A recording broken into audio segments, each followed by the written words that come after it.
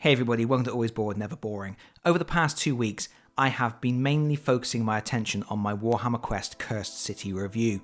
Don't worry, that is coming soon, I know I keep mentioning it. I've currently put in over 30 hours with the game, and I have copious notes, and I'm starting to compile them into some kind of sensible order for a review which should be going out hopefully on Monday. But one of the things that has surprised me the most whilst playing Cursed City is the combat system. I haven't made any secret of the fact that the change to the custom dice for Blackstone Fortress was one of my least favourite changes, and when Cursed City was first announced I was really hoping they were going to go back to the D6 system. Of course they did not, but what they have done is they have revamped the dice combat, and now it's really exciting. And of course that's something I will be talking about in my review, but I've also been planning to do a review on my favourite dice combat systems because, as subscribers to my channel will probably know, I have a love-hate relationship with dice. I love them, they hate me. So I thought I would compile a video going through some of my favourite dice combat systems from some of my favourite games. And where better to start than with Cursed City? So Games Workshop transitioned from a D6 combat system to a custom dice combat system for Blackstone Fortress. And the way it worked in Blackstone Fortress is you rolled your custom dice. If you got a success, it was a normal hit. If you got a critical success, it was a critical hit. The heroes would roll their defense dice, and if they rolled a success, then they could negate the wound or convert a grievous wound into a regular wound. And if they rolled a critical success, then they could negate the wound or grievous wound completely. In other words, a critical success on your defense roll would negate all damage. You were either going to inflict 1 wound for a success, or 3 wounds for a critical success. And in retaliation, the monsters were either going to inflict 1 wound on you, a critical wound on you, or no damage at all. It was very static and a little bit easier to game because you could determine in advance the potential damage you were going to receive from incoming attacks. In Cursed City, they have revamped that system. At the heart of it, it's still the basic same system. You have D6s, D8s, and D12s, which you will roll for attacking and defending. Here's one of the D12s, and you can see that some faces are blank, some faces have 1 pip, which means a success, and some faces have 2 pips, which means a critical success. But now it isn't always the case that the damage inflicted will be 1 point for a success or 3 points for a critical success. Instead, each weapon action has its own specific damage and critical damage values. For example, if we look at the Ardent Blade here on Jelson Darrick's card, we can see that if he makes a regular success, he will inflict 2 points of damage. If he makes a critical success, he will inflict 3 points of damage. And sometimes those damage values are the same. You can see he also has a Firewood Stakes attack, and regardless of whether you roll a success or a critical success, that inflicts just a single point of damage. It's a special follow-up action where he gets to stake things that he has previously injured with a regular attack. And the toughness of monsters when you attack them is generally based on their wounds value, as it was in Blackstone Fortress, but now several of the monsters get some kind of a defense which will either reduce or completely negate the damage received.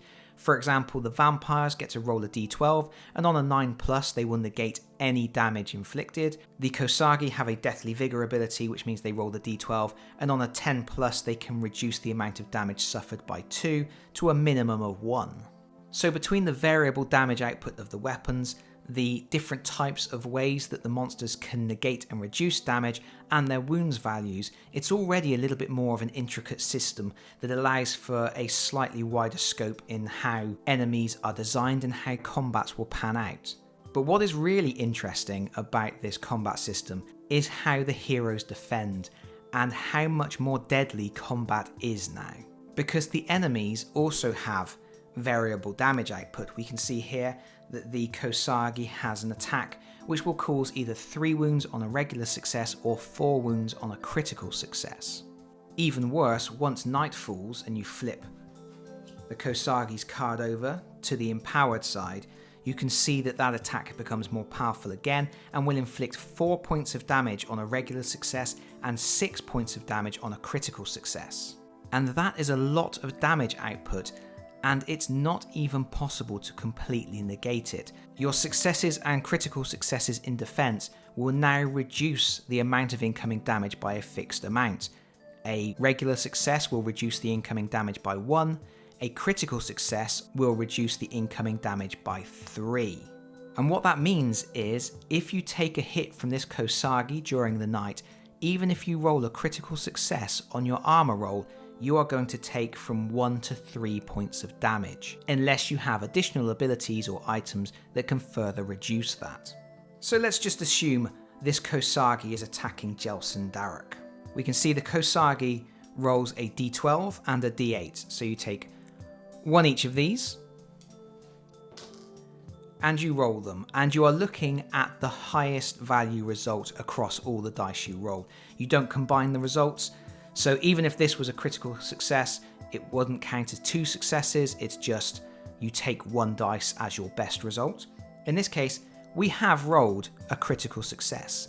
This is bad news for Jelson Daruk because that means he is going to take 6 points of damage. We then look at Jelson's defense value, and we can see he has a defense of a d8, so we will roll a d8 in defense.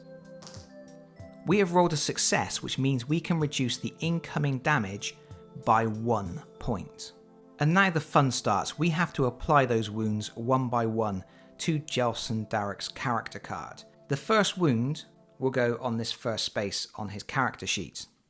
The second wound converts that regular wound into a grievous wound. The third wound will cover his second slot. And again, the fourth wound will convert that wound into a grievous wound.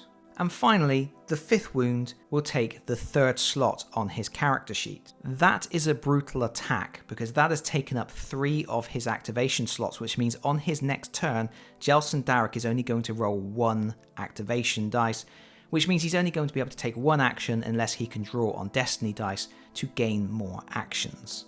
And now, how they have changed this system from Blackstone Fortress means that you're never safe, you never feel comfortable. If one of these monsters can get into contact with you and land a hit on you, there's a good chance you take damage even if you roll a defense.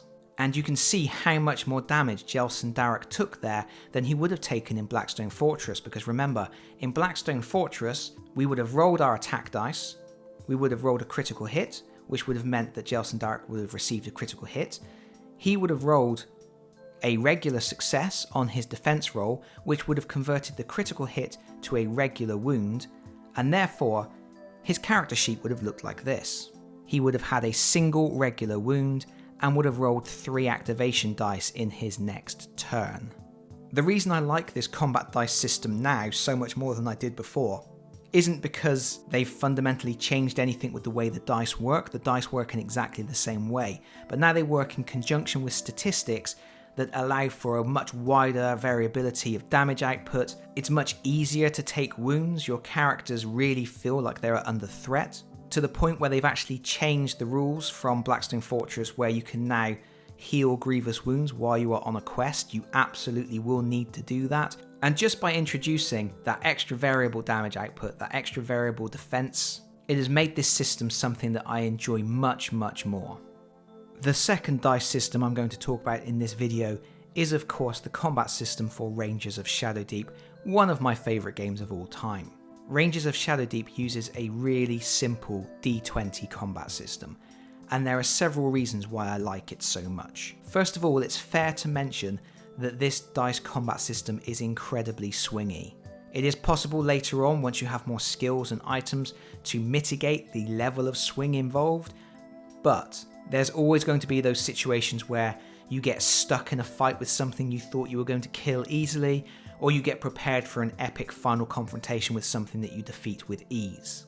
But I actually quite like that in Rangers of Shadowdeep because it's a solo game. You don't have an intelligent opponent to play against, so sometimes you need that swing. Sometimes you need that, oh, this didn't go my way moment, because that's how the game throws you off balance. It doesn't have as many opportunities to surprise you, to catch you off guard, to suddenly turn around and go, haha, you didn't expect this, but now I'm going to do this, like a real opponent would be able to do. So having that extra chaos, that extra randomness in the combat system, baked into how the combat system plays out, actually provides those little challenges, those little moments where you have to adapt your strategy. You've come up with a plan, your dice have failed you, and now you have to rethink what you're doing. The other reason that I like this combat system so much is because it is so streamlined, it's so elegant, it's so quick and easy. Remember, this is a game you're either going to be playing solo or with a group of friends against an AI, and reducing the number of dice rolls keeps the game moving along at a really quick pace. The way it works is every time that you attack an opponent, you will roll a dice and your opponent will roll a dice. And in this video, I'm going to focus on melee combat. There is, of course, shooting combat.